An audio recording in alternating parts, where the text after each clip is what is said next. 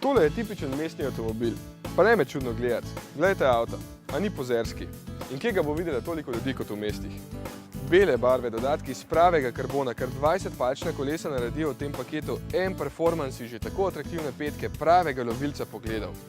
Veliko kupcev namreč raje nameni svoj denar izgledu kot za moč, kar je logično, saj so cene goriva visoke, stroški vzdrževanja tudi, hitro pa se prav tako ne smemo voziti.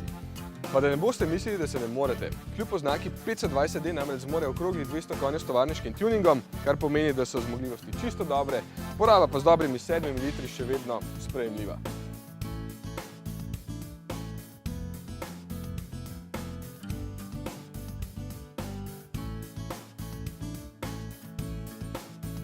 Kljub temu, da za ta denar stane namreč slabih 68 tisoč evrov, dobite že 535D s 4-kolesnim pogonom in pol več moči, tale pač izgleda bolje.